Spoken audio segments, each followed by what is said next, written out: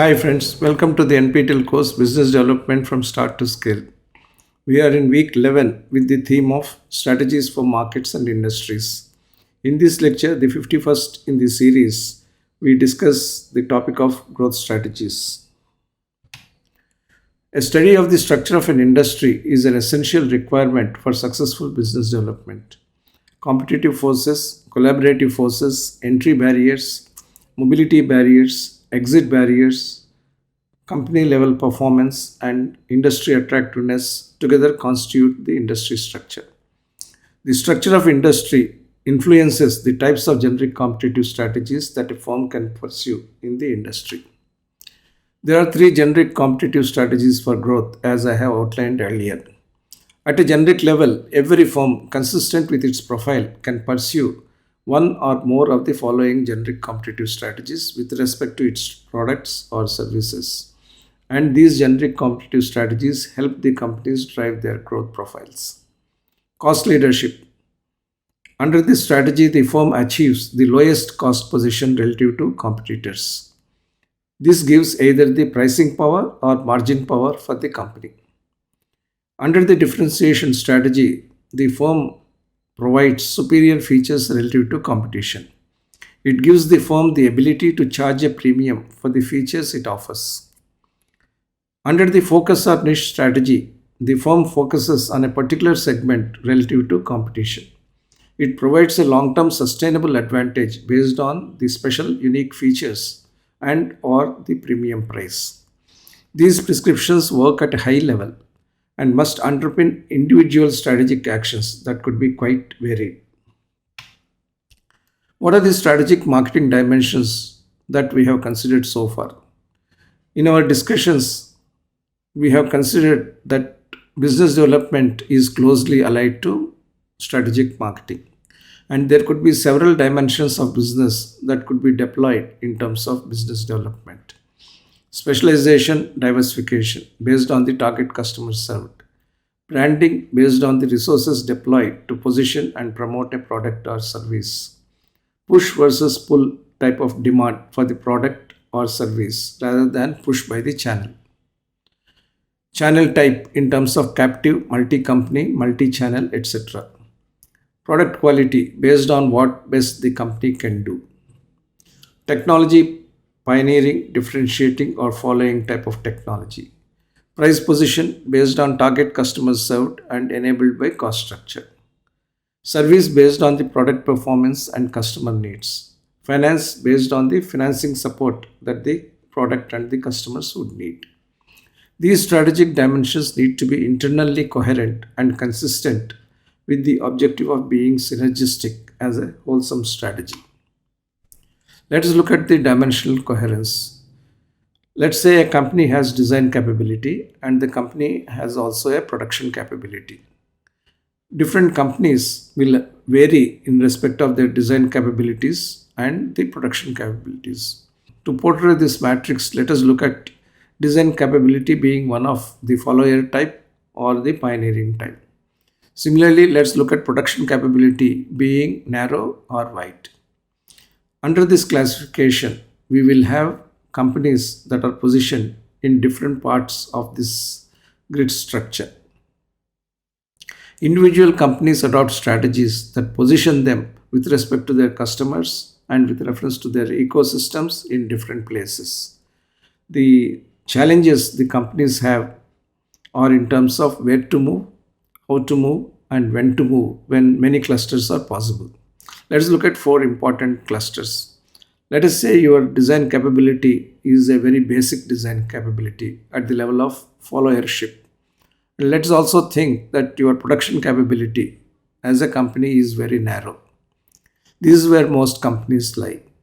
They are commoditized companies indulging in low margin, high volume products, and their businesses are quite focused on limited number of customers, but volumes could be high. There could be emerging companies which have pioneering technologies, but their production capabilities are very narrow. Those are the emerging companies with high margin, low volume, and pioneering business capabilities. There could be companies which are having follower type of design capability but their production capability is very high. Many companies in the emerging markets follow this principle. They are of low margin, high volume, and diversified business category. When you have pioneering technology and you have very wide business capability in terms of production capability, then you become a gem in the industry. These are the rare companies which have high margins, high volume profiles, backed by pioneering technologies and enjoying diversified businesses. Now, when these four possibilities exist, when you are a company operating in the spectrum, the questions you face are where to move, how to move, and when to move. The skill and control over the design and manufacturing capabilities determine how companies can achieve strategic fit with the customers and the various market segments. We can choose the span of operation from a business perspective.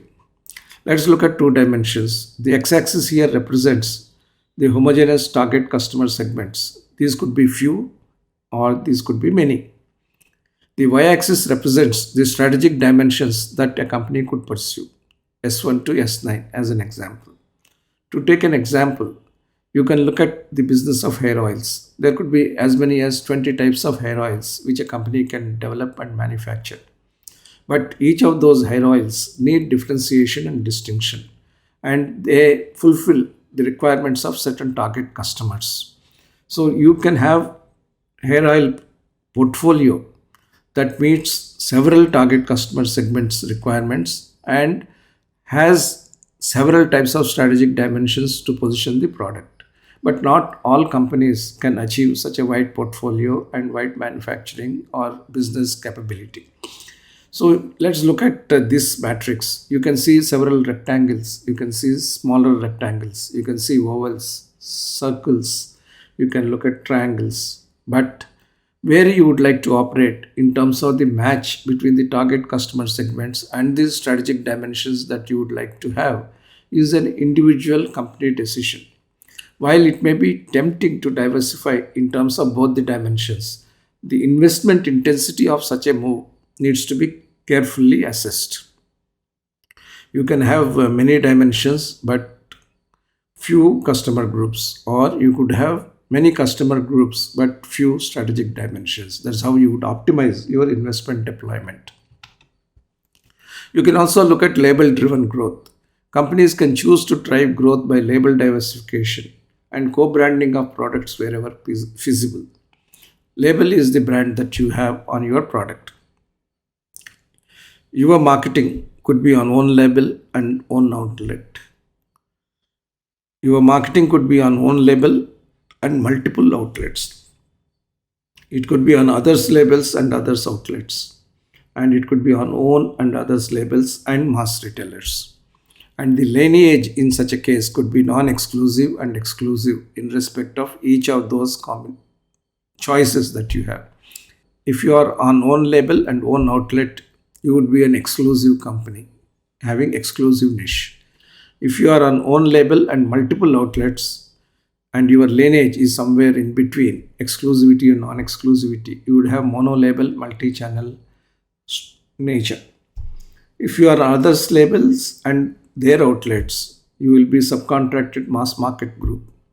And if you are on your own label as well as others labels and you deploy several mass retailers, you will be a multi-branded mass market group.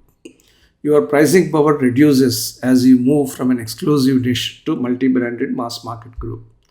Your volume profile correspondingly increases. The highest level of volume with the lowest margins occurs when you are multi-branded mass market group, and your pricing power will be the highest, but the volume level will be the lowest when you are completely exclusive in terms of your labeling and in terms of your own channels.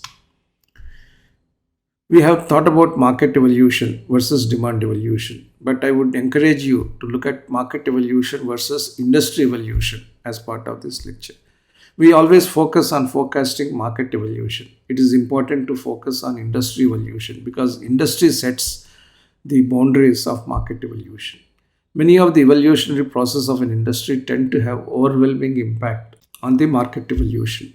Changes in growth triggers, changes in buyer segments served, buyer's learning process, reduction of uncertainty, diffusion of proprietary knowledge, accumulation of experience, expansion or contraction in sale, changes in input and currency costs, product innovation, marketing innovation, process innovation, aftermarket innovations, government policies, entries, exits, structural changes in adjacent industries are all going to be the triggers for demand evolution through industry evolution. The first four, that is the changes in growth triggers, buyer segments, buyers learning, and reduction of uncertainty, are all market related. Diffusion of proprietary knowledge, experience curve, scale related activities, and changes in input and currency costs are all industry related factors. Innovation led factors are product, market, process, and aftermarket related aspects. And regulatory related triggers are government policies, entries into an industry, exits from an industry, and structural changes in adjacent industries. Industry evolution, which tends to be largely technology driven, opens up or disrupts markets. So, industry evolves based on these triggers, and based on this industry evolution, demand evolves and the market itself evolves. The evolution of industries take place over time due to a variety of structural factors at the industry level and strategic factors at the firm level. Often, industries bear little similarity to the respective starting positions. So, the industry begins to evolve over time, and that increases or decreases the industry attractiveness based on the level of competition that exists in the industry. And this requires the firms to make strategic adjustments. So, it is important for a business development leader to understand the process of industry evolution, understand the nature of change and the required strategic response, and make those strategic choices that will make the company the leader in the industry. The study of industry evolution requires specific conceptual approaches and analytical tools. These help in developing a good and sustainable competitive strategy for firms within the industry. There are some basic questions that need to be answered by the firm while studying industry evolution. Do the changes that occur in the environment affect the industry structure? Will they increase the industry complexity and reduce attractiveness? Do the changes that occur in the environment impact the competitive forces? Does the industry change in terms of the level of rivalry and viability?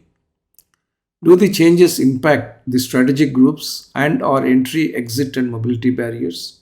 That is, how rigid will be the industry boundary or how flexible would be the industry boundary, as also the mobility barriers within the industry.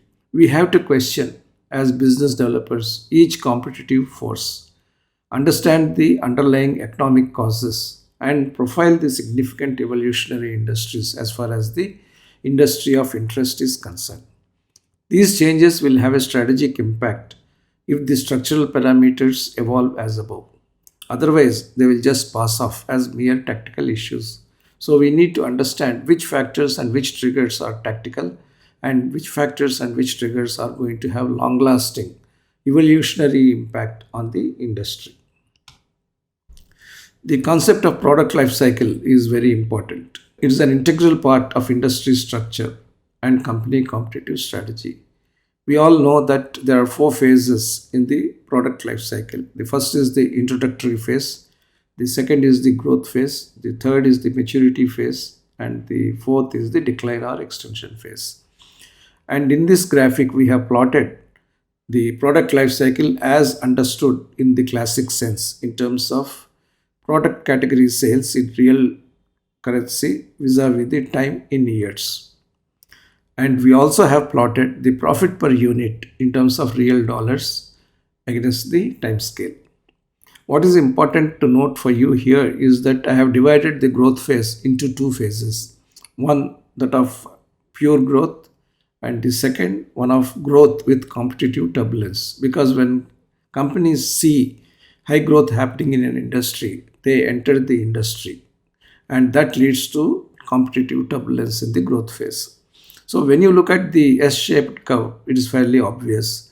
Starts with slow introduction, growth picks up, growth accelerates with more number of players entering the industry.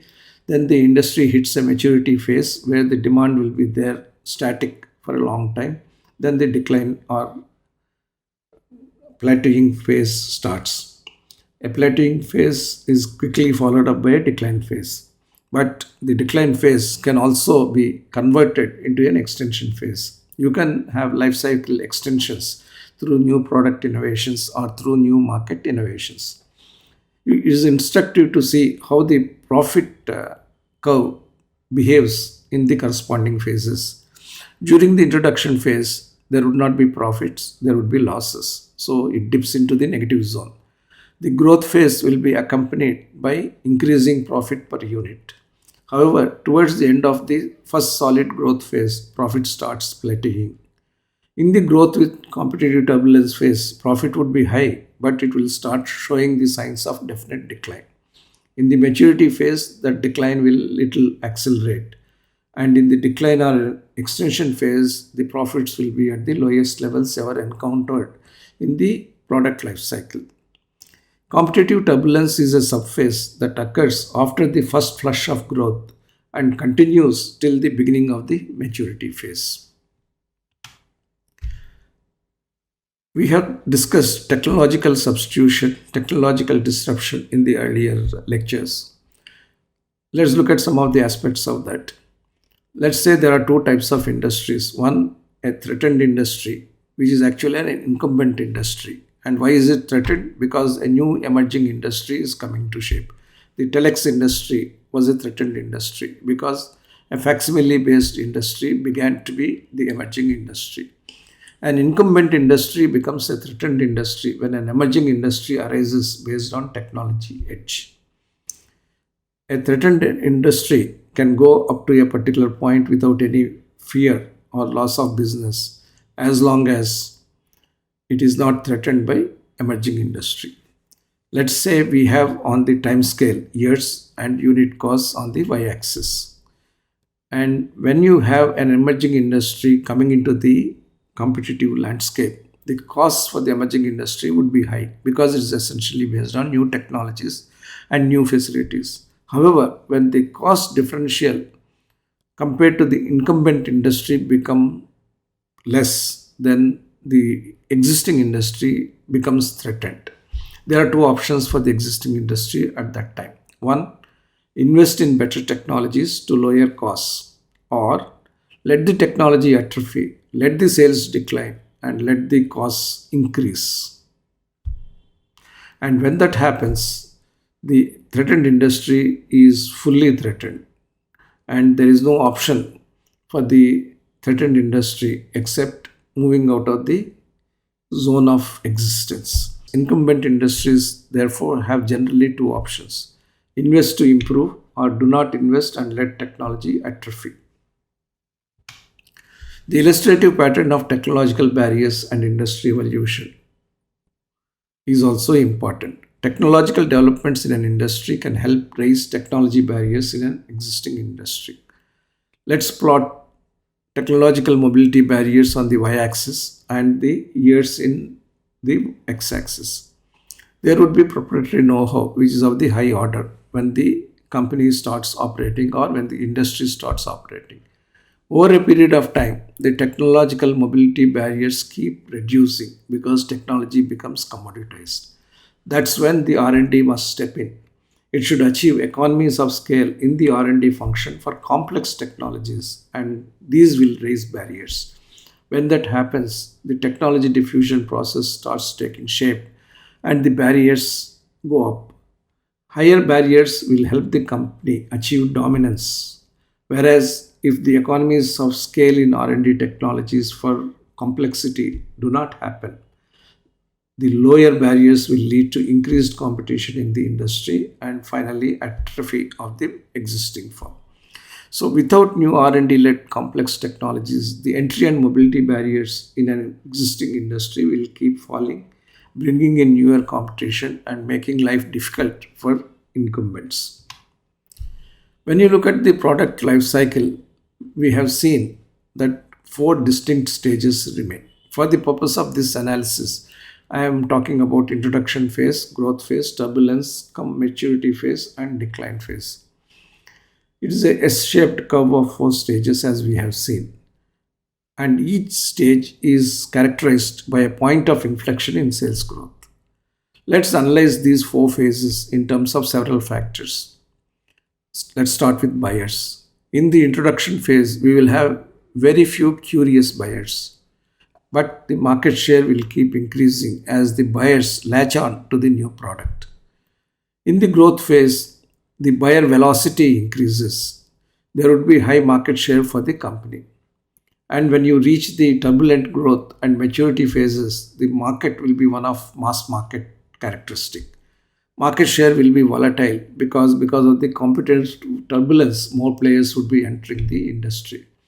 And in the decline phase, we will have discerning buyers. They want to demand the best products at the lowest cost, and there will be share consolidation. As far as products are concerned, in the introduction phase, the designs will be evolving designs. In the growth phase, the product design is stabilized and the quality is also stabilized. In the turbulence and maturity phases, the products would have been completely standardized and everything is more or less automatic. In the decline phases, the products would see commoditization. And what kind of marketing is required in different phases? Introductory phase requires high promotion and high margins in terms of marketing. In the growth phase, we have high promotion and the margin that is available out of marketing is only medium. In the turbulence and maturity phase, there would be high segmentation of the marketplace, but still the margins would only keep coming down. And in the decline phase, you would have very narrow segmentation. You will in fact go for micro marketing, but margins would still remain low. So the best phases for a company are the introduction and growth phases in respect of the margins. When you look at manufacturing and distribution, you would have high capacities to start with in the introduction phase. There would be high cost of production and you really require special channels to introduce your new product. In growth phase, you will be running short of capacity. You will need to resort to mass production and deploy mass channels. In the turbulence and maturity phase, as a result of the several actions you have undertaken, in the growth phase, you would have possibly overcapacity. You will benefit from the learning curve. You would also face increased competition. In the decline phase, you will have declining demand, few channels, and overcapacity. The R&D requirements in the introduction phase are of high investment, followed by medium investment in the growth phase. The maturity phase requires low investments, whereas declining phase require minimal investments because you would be harvesting whatever you have developed so far in the decline phase. The foreign trade aspects are as follows. In the introduction phase, very little export. In the growth, high export potential. In the maturity phase, declining exports. And in the decline phase, even likely imports because substitute products will be offered by the industries that are well developed in the other world. The overall strategy in the introduction phase is one of market building. It is of volume and share building in the growth phase, consolidating in the turbulence and maturity phases, and cost competitiveness in the decline phase. The level of competition, introduction phase would have few pioneers and differentiators. Growth phase will have many competitors. Maturity phase may be characterized by consolidation through mergers and acquisitions. And in the decline phase, there would be exits and shakeouts. The risk-reward ratios vary substantially across the phases. In the introduction phase, you will have high risk and high reward. In the growth phase, medium risk and high reward. In the turbulence maturity phase, low risk and low reward. And in the decline phase, high risk and low reward. The margins and profits in respect of individual products and at the company level would be as follows. In the introduction phase, high margins and volume linked profits. In the growth phase, medium margins and high profits. In the turbulence maturity phase, low margins and medium profits. And in the declining phase, low margins and low profits. The best phases obviously are those of introduction and growth, with challenges increasing through the competitive turbulence and maturity phases. When you look at product life cycle, the related aspects of strategy, competition, and performance, you can draw certain conclusions. The elements of marketing, that is the buyers, products, and marketing, definitely vary based on the stage of the product life cycle. If a product evolves well, the market also will evolve correspondingly in a structural manner. But these four phases are by and large classic phases and are inevitable. Amongst all these phases, maturity is inevitable in any product life cycle. Every product has to go through an introduction and growth phase, but eventually witness the maturity phase. It is impossible to keep the growth phase extended inordinately. Mature industries also face technological obsolescence. Competitiveness in the maturity phase is the most important aspect of long term viability. But as business developers, as product planners, we have to recognize that it will be difficult to secure a balance across all functions throughout the product life cycle. Many companies consider the growth phase as the best phase, but unfortunately, the companies also become smug due to the sales growth. Those companies which continue on the path of continuous product improvement would make themselves less vulnerable to new entrant driven competition. Therefore, the CEOs, the CXOs, and their teams must appreciate the importance of phase centric, balanced organizational development. Disruptive technologies can cut short at any time, any phase, more particularly the maturity phase. And the impact of disruptive technologies is that a new product life cycle could well start. What are the shortfalls in PLC concept? Definitely, the product life cycle concept is a simple and elegant concept. It traces in an important manner the industry growth journey, yet it has shortfalls. One, the phases themselves could vary from industry to industry.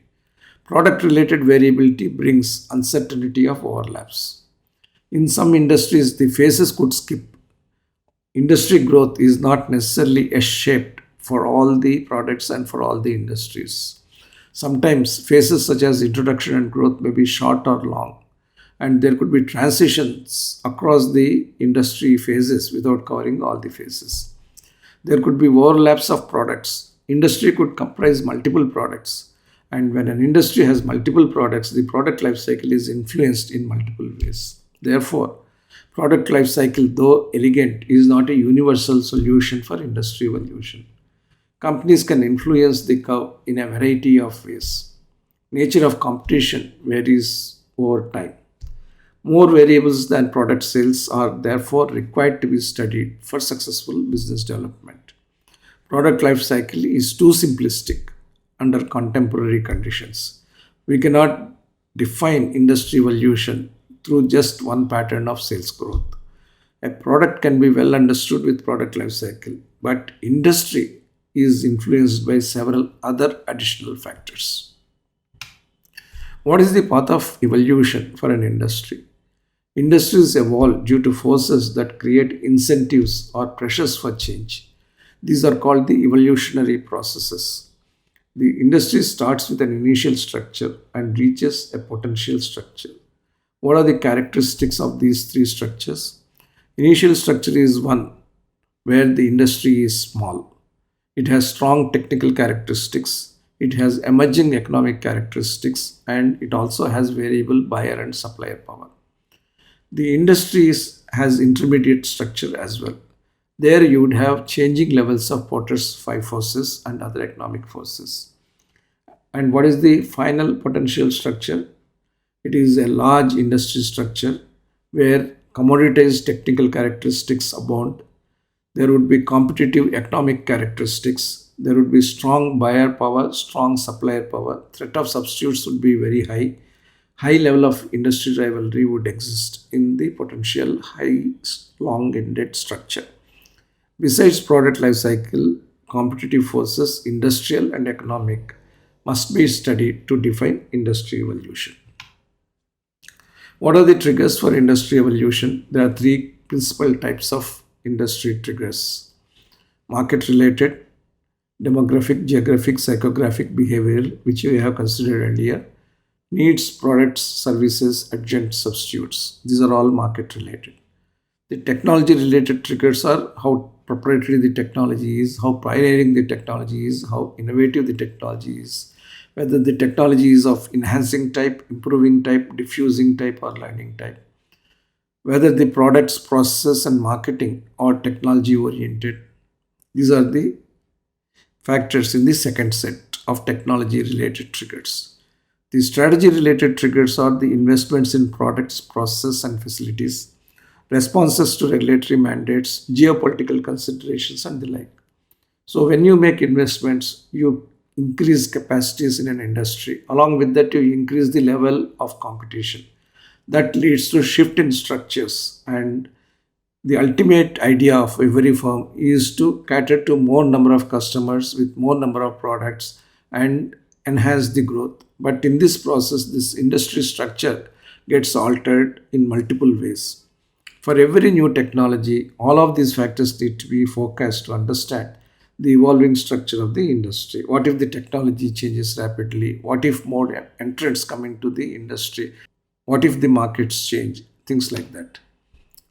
As we have seen, innovation is an important aspect of technological development as well as industrial development. Industry innovation can be viewed in terms of the three principal elements of value chain of a firm, which is the product, that is R&D, process, which is manufacturing, and marketing, which is customer centric delivery. Product can be internally driven or externally driven. It could have material, component, and product levels in terms of layering. Process technology or process innovation looks at efficiency, scale, scope, and flexibility, provides quality and cost. It is internally driven or externally driven. Marketing relates to advertising, promotion, social media, consumer reach. The physical aspects of marketing or channels, distribution, and the sales modalities. What is the impact of innovations? They alter the five forces. They expand most markets and they even eliminate some markets. Innovation at multiple levels will be a key component of the structural evolution of any industry. What are the ecosystem relationships? Because an industry is not just an industry, it is an entity or a combination of entities. It is an ecosystem on the whole. An automobile industry, which is based on internal combustion engine, is one type of ecosystem. An automobile industry, which is based on electric vehicles and green hydrogen, is a completely different ecosystem. Therefore, we have to be cognizant of the ecosystem ramifications of industry.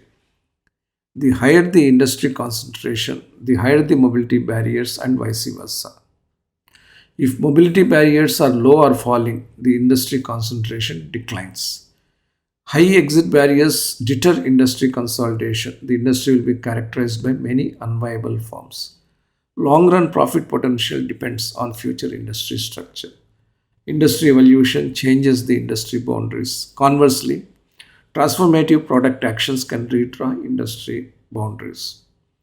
Firms can influence industry structure. A firm's strategy can change the industry structure. A firm can be responsive to regulatory changes and accelerate the change. An industry may be influenced by other industries as well. Industry evolution is not a fait accompli for the firms. It is actually an opportunity for the firms to work upon.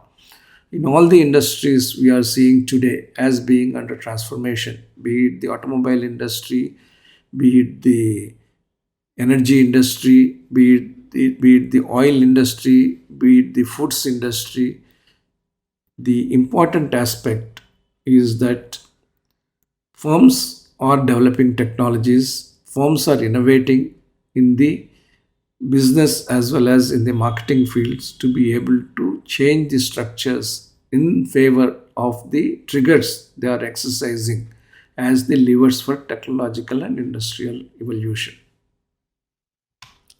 There are five generic industry environments which are very relevant for us. Most industries are characterized by one of the following five generic industry environments. Business development varies in terms of its potential, attractiveness, and impact in terms of the industry in which or towards which the business development operates. The five industry environments are fragmented industries, new or emerging industries, industries transiting to maturity, declining industries, and global industries. The objective of all your business development is to enter a particular industry, grow in that industry, consolidate yourself, and if necessary, even exit the industry. Industry evolution by way of product market evolution influences the nature of the industry. There is this classic growth strategy proposed by Ansoff. You have market development based on existing products and new markets. You have market penetration based on existing products and existing markets. You have product development based on existing markets and new products. And you have diversification based on new markets and new products.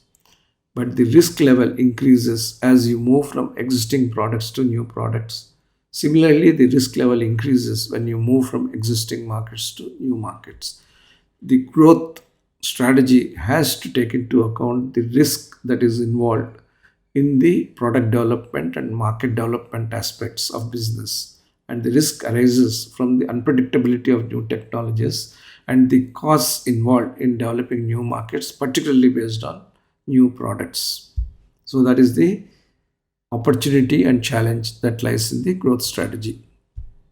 So each of it has its own impact. When you look at market penetration, the aim is to grow existing products in existing markets to achieve higher market share. Attracting new customers, gaining competitors' customers, and influencing current customers to use more of the organizational product is an important aspect of the strategy.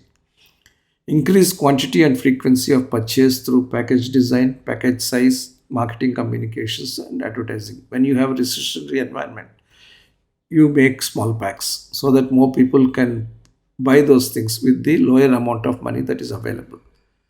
Improve the purchase of impulse products, example chocolate, through increased availability and visibility at the purchase points. Opportunity arises when customer uses the product beyond lifespan. Solution: link it through occasion. Introduce usage monitors, example the blue strip in Gillette cartridges. What is the difference between niche marketing and mass marketing? That is a question which you must always keep in mind. Niche marketing is a type of marketing where you cater to the specific set of needs of customers. Customers are ready to pay a premium for the product or service if it satisfies their needs uniquely. It would typically have comparatively much less competition. It gains advantage through specialization. Niche markets have enough size, profit, and growth potential for an organization to grow sustainably. You can see here Easy by Godrej, Crack by Paras Pharma, Bharat Matrimony for happy marriages, Shortly.com as the world's largest matrimonial services. But today we have niche marketing when somebody positions the product as completely chemical free. When somebody positions a product having completely natural Ayurvedic medicinal herbs. So these are the ways you are trying to market your products through niche technologies and therefore in a niche business sense. Mass marketing targets wide range of customers, focuses on gaining scale and retaining the existing scale, engages in mass production, mass promotion, and mass distribution, operates with undifferentiated product services with the focus on attaining overall cost leadership. So in doing business development, whether you are going to be a niche player or whether you are going to be a mass player, has certain ramifications for the business development strategies that would be adopted by the company. So it is important to understand the type of industry you are entering into and the type of marketing that would be possible in those industries based on the technologies you have and the products and services you would be in a position to develop. So with this, we come to the end of this lecture. Thank you for attention. We'll see you in the next lecture.